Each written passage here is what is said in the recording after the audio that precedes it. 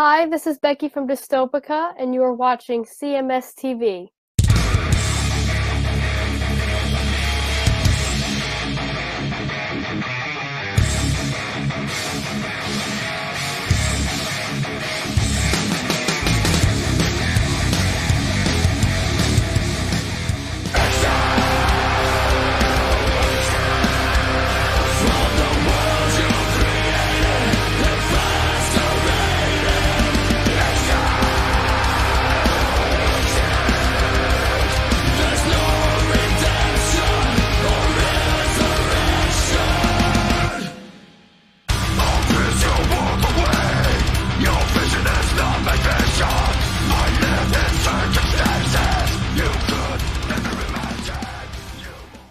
It is Chris Akin Presents, and I, of course, am Chris Akin, and I've got to say I am thrilled to be doing this. One of my favorite dudes in one of my absolute favorite bands, Kataklysm.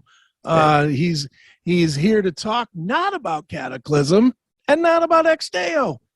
I can't believe it, but this guy has more bands than most people, and he's the busiest guy in the world of heavy metal. He is Maurizio Iacono of all those bands, and he's here to talk about his I don't necessarily think it's a new band, but it's his current band, Invictus. So I'm getting confused. well, Maurizio, obviously, man, you have this new release, Unstoppable, from the project known as Invictus, and not necessarily brand new, but it's one that I think has slid by a lot of people because of Kataklysm and Exdeo getting so much attention from you. Right. So why don't we start with maybe give us a little background on Invictus, Ben, for people that don't know about this project.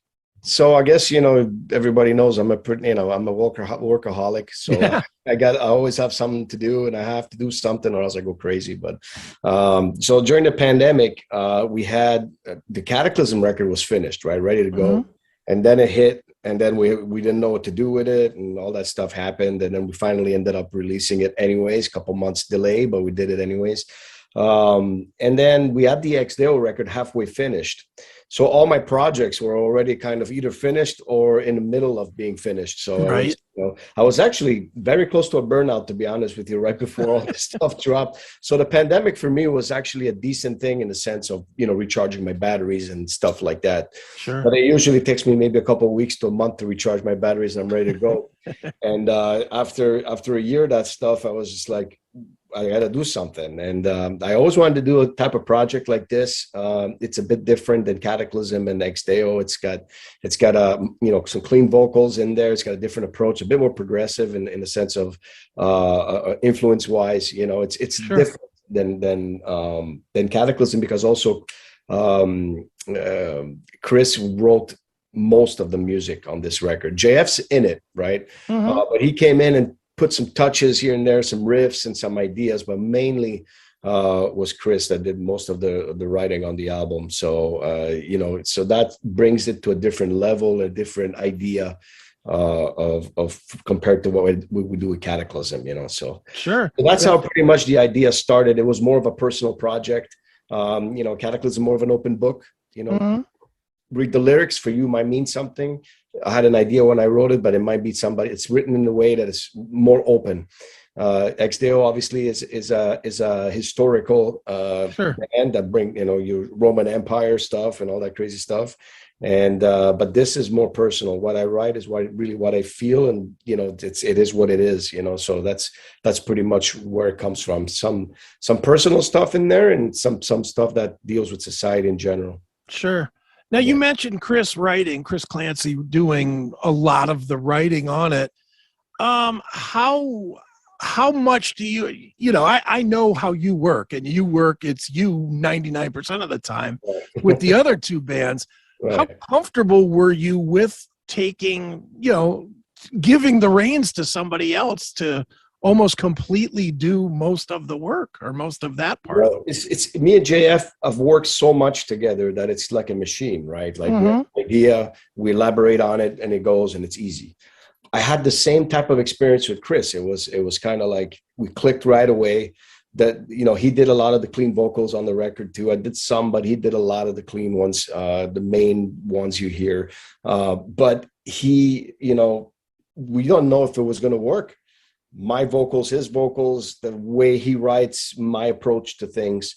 I have written all the lyrics, all the arrangements, as well as the you know, the vocal deliveries on everything. Okay. But the music, I really kind of went against what I usually do and be on it and be like, hey, go for it. You know what I mean? Let's try something new. And I told them, like, these are my influences, you know, and you put yours, and then let's keep that in mind, because I wanted to be kind of, you know, in this direction, you know. And he did a great job. It came out like this.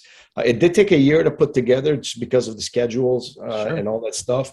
He's also, you know, big producer, works with Colin Richardson and Andy Sneap. So he was working on the Machine Head too lately. So he's been like all over, you know. So we got it done. When we worked together, it was just like a couple of days, song's done. So when you have something that's like that, it's organic and it's easy flow, you know what I mean? And that to me was the most important thing about this record. It was how quickly we were able to put it together when we worked on it. There wasn't much of, you know, procrastinating on a song for like, you know, weeks or a month. It was kind of like a couple of days, a week max. And we had the skeleton done and everything was coming together. Right. Yeah. Sure. Now, you know, listening to it as a fan, it's definitely different, you know, and you know, I'm a total fan of what you do. I love what you do. Thank you, dude. And that being said, though, that really drew me to finding the differences, and more to that fact, finding some of the same points. It's interesting that Chris wrote so much, because there are some songs here that almost sound like they could go to Kataklysm. You know, there's a few, not the bulk of the record, but there's 2 or 3 songs that have that speed drum and a, you know, to it. That is what you do. Yeah. Did you try to guide him away from that, or how did those pieces end up on it, I guess? You know, dude, as soon as JF comes in there and he does one riff, it's kind of like, there's a little Kataklysm there, you know. So we still wanted some of that presence in there, because that's who we are, you know. Like, I can't take the death metal out of me. I mean, that's what I am, right? Like, that's the path I chose, that I worked on my vocals and stuff. I tried new things on this record. Sometimes I was looking at JF in the studio like I feel dirty. I don't know about this. You know, it's like things like that, you know, kind of happened a little bit here and there. But we were like, but that's the point of trying something new, you know, and taking that step into something that's going to be a bit different, you know. You know, look, all 3 bands to me are apart, but they all connect somehow, right? It's not only you still got that same soul behind it, working it, and between me and JF especially, you're going to have that attachment that's going to be there. But I do think it's an easy listening record, and it's different. It's you know, there's not crazy blast beats or anything like that on this. It's a more power driven, you know, melodic stuff, and with big hooks. So you know, some of the songs like Eagles, it could be like arena rock kind of choruses in that song, you know what I mean? So it depends how you view it and how you approach it. You know, for me, it was just kind of an organic situation. That's what we wanted to do. Put everything in the melting pot, you know. Right on. Now, for you, specifically you, what does this become? Is it a band? Is it a project? Is it something you kind of want to tour? Or so there's confusion around that. Yeah. So there is some confusion around there, because it was going to be just a solo record, right? But it's kind of morphing into more of a band thing. But the touring part is where the big question mark is. We don't know yet. You know, the record, we want the record to come out, see how it goes. We do have pressure from the record label and people to go out there and play play shows and stuff. But, you know, I just did 2 tours this year already with Kataklysm. You know, it's like, you know, I got 3 kids. So it's like, I got a lot of stuff going on. You know, if I have the right opportunity and I see that's something cool, I would try a US tour. I don't think I'd go overseas with it yet or anything like that. I'd like to test the waters first, see what goes on and how it's perceived. Because this record had a lot of issues in the beginning. When it first came out, we had a lot of issues, and you know, we had some algorithm problems, and we had all kinds of stuff that it was like a huge black cloud, and it kind of started the wrong way. Right. And now it's starting to go where it's supposed to. Like the numbers are going up. Everything's like people are starting to connect with it. But it was a very big battle in the beginning. We almost pulled the plug on this whole thing. You know, it was that bad. Yeah. Wow. So we decided that we were not going to do that. And I'm the type of guy that's, especially when the record's called Unstoppable, you got to go, you know what I mean? Right. Or else you're doing the opposite, you know? And so I wasn't going to let that just shut down like that. And we just, you know, soldiered through the whole thing, you know, but we're happy where it's going. We'll see where it goes, you know, in the end. Sure, definitely. Now, if you were to tour it, ideally, how would that go? Would it be as an opener? Would it be as your own? Yeah, it's too small yet to kind of go in there and trying to be a headliner with this. I mean, it would fail. I think it's just not. I mean, it's not ready yet for that. It would need a few records to be able to even go there. You know. See, I'm going to disagree with you slightly on this, and you can tell me I'm wrong, because you're. You know, I know you have all the management companies and all that other stuff that you do, so you know this business better than me. But I think your name, your heritage would drive a lot of ticket sales that a true new band would not get. Right. Well, I mean, like in that sense, I think that it would help me get on a good tour. Okay. Right? So I think you know, a big guy would be like, you know what? He's worth the space on my show because he could bring some people. I see it like that, because it's getting very difficult for a band that got one record out there to even get on a tour, right? Sure. So, but this band, the cool thing about it, it has a lot of reach in different angles. So basically, you know, this can go on tour with Slipknot, like it can go on tour with Decapitated or Soulwork, or it can move around a little bit like that. You know what I mean? The Machine Head, you know, Fear Factory, it can move. So that's what's cool about it. You know, or a Killswitch Engage also. Like it just has that potential to move around. So that's what interests me the most about it also on the touring end, that if I would do something, it would have to be in that world that where it can move around a little bit. So it's a bit different than what I do with Kataklysm, for example, you know? Sure. Yeah. Kataklysm, there's a pretty set list of bands you guys could go with, you know? Yeah. No question. Well, dude, one of the first videos that you shared with everybody is for Exiled, which is just a killer song, cool video. Talk a little bit about the video and about why that song was chosen as one of the first to share with people. Well, I mean, I feel that that song specifically was written during the pandemic, and you know, if you were glued to the computer like most people were during that time, and then, you know, TV and everything, you would feel that, you know, you want to just escape from the entire planet, you know. Right.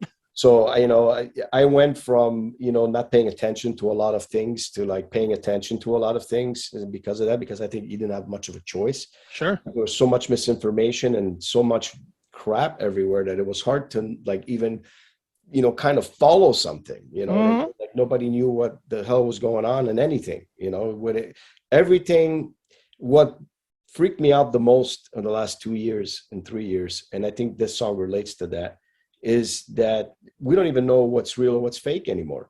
Yeah.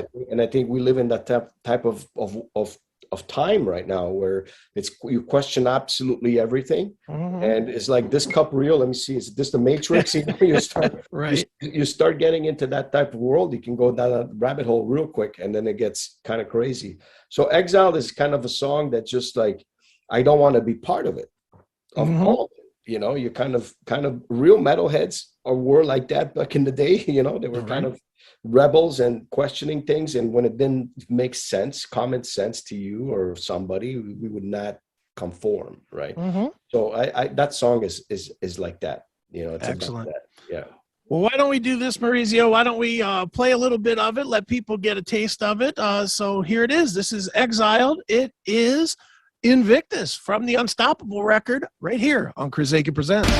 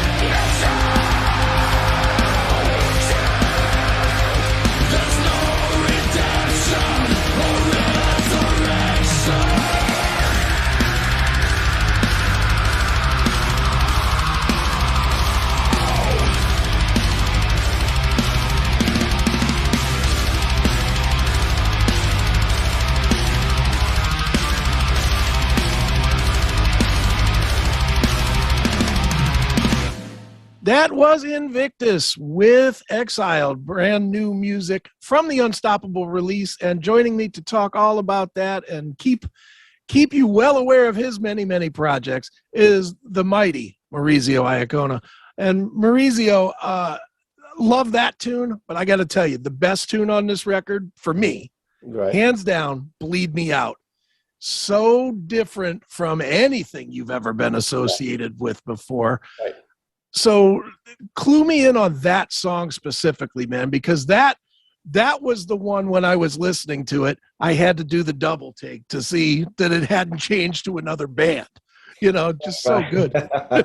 Yeah. Well, so when Chris wrote that song musically, that's the one we were like feeling, is this too far? You know what I mean? Sure. Are we kind of, but then we were like, again, no, this is where it needs to go. And Bleed Me Out's a very personal track, and it's a very emotional track in my opinion. Mm-hmm. It's going to be the next single, by the way. It's coming out October 4th. It's to me a track that opens up the gates to everything related to like expansion of this band. This is where we're able to move around way more.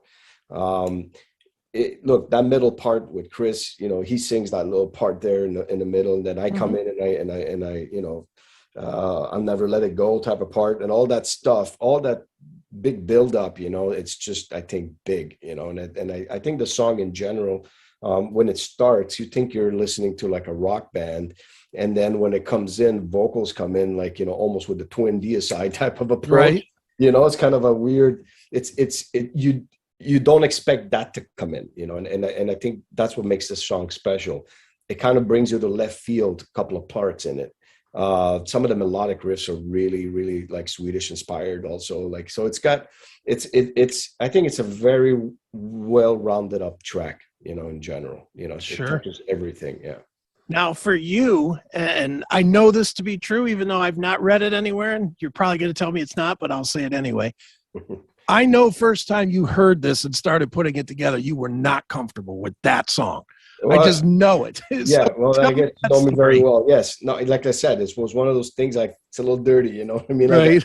Like I was like, what are the people going to think? And if you stop when that happens, you will never push music further. True. So music needs to be explored, and to me, this was the record to do it with. Mm-hmm. Kataklysm, it gets more difficult to do something like this. Like Kataklysm, although we've done crazy stuff with that band that people didn't expect and it worked, mm-hmm. it's not for a band like Kataklysm. This is more kind of bringing it to a different type of feeling altogether, and that's why this project exists. It was because, to do songs like that one specifically, you know what I mean? Or mm-hmm. Also, like, so that's a like rock anthem type of chorus in there. Right. So that's where we experimented the most. Sure. And you say that about Kataklysm, but I'll argue with you all day that you do it with Kataklysm pretty much on every record. Yeah. But you do it with tempo. You guys are like the most notorious of anybody for changing tempos and stop starts, and Yes. I mean that I think is where you experiment with that. Where here, I think you're just experimenting with sounds and tones and vocals. It's like this is almost like your fully progressive reach into music. Yeah. I agree. Absolutely. Yes. 100%. And so, like I said, it is one of my favorite tracks on the record. That's for sure. It wasn't in the demo tracks we did in the beginning. That was like one of the last tracks that was written on the album as well. So it's cool. Like just the way it came out. I remember when Chris sent it to me and he's like, dude, like I did this track for this project, but I'm not sure if you're going to be, into it, and it's like, but here it is, At the beginning, I was like, like you said, I was kind of, but then I started saying, you know what, give me some time with it. And I think it came out great in the end, Certainly, man. Well, Maurizio, you obviously go into every project with an expectation of it being successful on some level. And it may not necessarily be a sales level, Right. But a lot of times it's either an artistic level or that people are digging it and coming out to shows, whatever it would be. Going into this that's new, what will, a year from now when I talk to you, and I ask you, was this successful? What will make you say yes or no? That's a really good question. Really good question. To me, it's going to be already a success once it comes out because of all the problems we had with it. It was like, I was on vacation with my family. We went to Mexico and I did a couple of things, and all these problems were happening while this was happening. And I was freaking out because it's like, you release an art form or something, you work really hard and you want it to go right, so the uploads were wrong. There was all kinds of stuff that happened. And even the label couldn't understand it. Some of the stuff, it was like almost if there was a superpower behind it going on, So it was also the name, because the name Invictus is so broad and it had the movie in there and like algorithms all over the place. A couple of things that were against me. Just releasing this record, to me, it's already a mission accomplished. But I would like to see a year from now that people got the chance to listen to it. Sure. Because I had a lot of algorithmic problems in the sense that people couldn't even share the videos. If you look at the difference between Exile's views on YouTube versus Get Up, the second single, it's like this, and it shouldn't be. It should be kind of like, progressing. It's going, but it's a monumental difference, and that's because the algorithms were just not working. Like there was a lot of problems on that first single. So when you start in, like you're almost fumbling into this project, because of not you, but just the industry in general, those issues. It's kind of discouraging. And to me, just having the record coming out like it was supposed to on October, having maybe a couple of shows into this and seeing how people react to the record for real. I just want people to be able to listen to it. If they hate it, that's cool. I'm not the type of guy that's going to be like, you got to like my band, or you're the one who doesn't understand this. I mean, we don't play music just for ourselves, right? If that was the case, I'm not signing that to a label. I'll just do it for me. Like I'll just have this on my laptop and listen to it whenever I want. When you start releasing music, you're also catering to a fan base. And a lot of, when I hear musicians, I play music just for me. If you like it, cool. If you don't, fuck off. That mentality, I don't buy it. Right. They do that, and then when it doesn't work, they're doing whatever the fans want, because they're live. That's the way I see it, right? So when I play music, I just think about the fans as well. So I would like for this project to be shared and for people to listen to it. That's when I'm going to tell you, yeah, I'm happy, man, as long as people got to listen to it. You know what I mean? That's what I want, because that's where it gets really the attention it's supposed to get. Sure.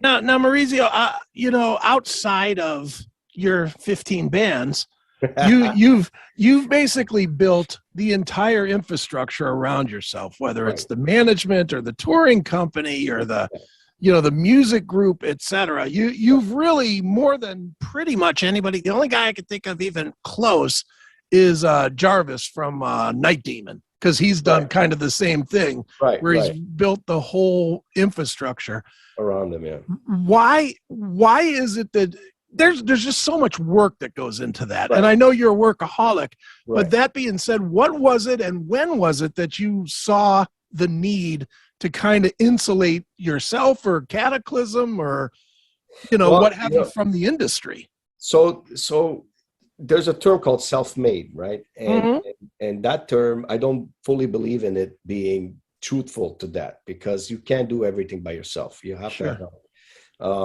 When I say I'm self-made, I mean that I took an idea, and I pushed it through, and it worked because I was able to do it also with people, right? So I'm a type of person that if I don't like something, I just don't complain about it. I'll complain because I'm Italian, and that's what we do. We complain, right?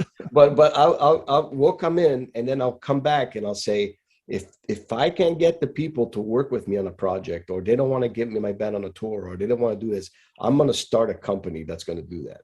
Right. Like I'm just that type of guy. And that's why I think I belong in the United States, because in this country you can do that. Right. And I was always like that since I was a kid. you know. Mm-hmm. So for me, this was very important, that when I put my mind to something, you know, it happens, and I do it for a purpose. It's not only like I got to do this because of money or whatever. Sure. Management, I fell into it. I was on tour and bands were complaining everywhere that everything was disorganized. Well, my stuff was organized, and I was like, well, let me give you a hand. And then Right. I had label guys telling me, you need to do management. You're good at it. And I said, okay, you know, so it's just, I didn't fight something that was naturally good for me. You know, some people Sure. think that, you know, they force something into their lives. So that happened because of that. The agency, there's a lot of issues with agencies in the United States when you're in a band. There is the shortage of agencies to help bands develop. I like to develop bands. I like to take a band that's from nothing and develop into something big. You know, I did it with bands like Ailstorm. When they were with me, they were tiny, and then we brought them into like drawing 3,000-4,000 people a night. Same thing with Unleash the Archers. We work with a band that's a great band out of Canada, that we're already getting hyped, and I just took them in and opened all the doors, you know, in a way that they got exposure. You know, Sure. so. You know, Windrose is another one, you know, Okay. they were signed. I got them signed and blew them up, you know, and so I love that part. But if there's not guys like me, I would say there's others as well. But I'm just saying, if there wasn't guys like me doing that, there would be a big shortage of development. So there, you know, people just want to do what's big and easy. Like I work also the ground, you know, I'm always going to be a soldier of the field, you know, and so when I'm in the tour, I'm working with the bands. They see me out there with them, you know. So to me, that's very important. And I do things for necessity. The agency was a very big necessity, not just for me, but for a lot of bands, especially European bands. We bring tons in. 1 out of the 3 tours you're going to see, it's going to be us, you know. And that's the great development, I think, over the years. And the label, same thing, development thing. And pandemic, I was like, I'm not pandemic proof when that shit happened. I was like, right. There's no touring. I always said to people, the only thing that can stop me is if airlines stop and there's no clubs.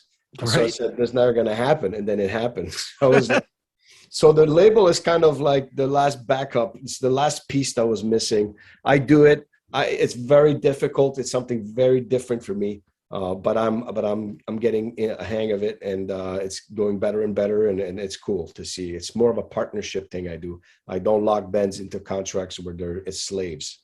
They're free with me. So that's a different approach altogether. Sure. Well, a lot of great stuff, man. And obviously, man, speaking of the great stuff, we have Invictus, the Unstoppable release. It is it's fantastic. It's definitely a little different. Don't go into it looking for As I Slither, or you might be disappointed. But if you go into it with an open mind and really give it a listen, it's very enjoyable. So Maurizio, we'll wrap with the Get Up video, but before we do that, where should I tell people to go to get tour dates, keep up with you, buy merch? And I do mean buy it, not just stream it. You know, all that stuff. You can follow us all over social media. It's a little tricky. Again, when you type in Invictus, there's going to be a bunch of stuff, so you might have to search it a little bit. Although on the YouTube, the algorithms are getting really good now. So if you're looking for Invictus band, you'll find it. Invictus, IamInvictus.com as well. So we have, you know, a lot of places you can find me, and, you know, just go to my personal page. Everything's there too. So easy for me. Well, I'm trying to make it as easy as I can. Perfect. Well, let's wrap this one up with the video for the song Get Up. Tell us a little quick story about this video, man, to wrap this up. Well, I mean, again, I'm a doer, so it's one of those things, man, when, you know, if you don't like something, change it. You know, get up or stay down. Don't complain about it if you're staying down, you know. So, you know, it's a personal choice in life. Wherever you end up is up to you. Right on. Well, let's check it out now. It is Get Up. It is Invictus. And this has been CHRIS Akin Presents.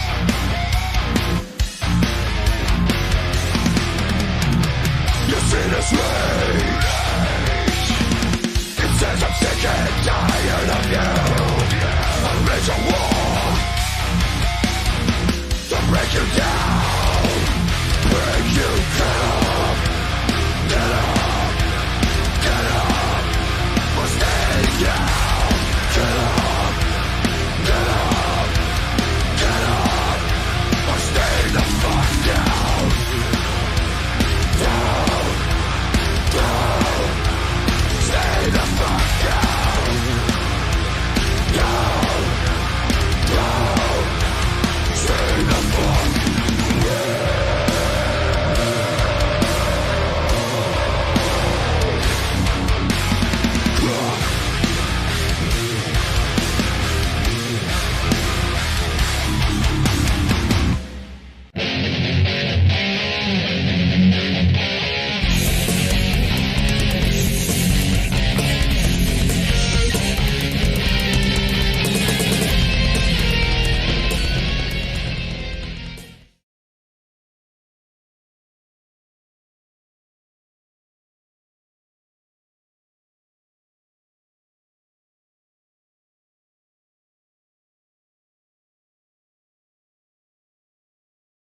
Do you like great heavy metal banter about the more modern bands of today?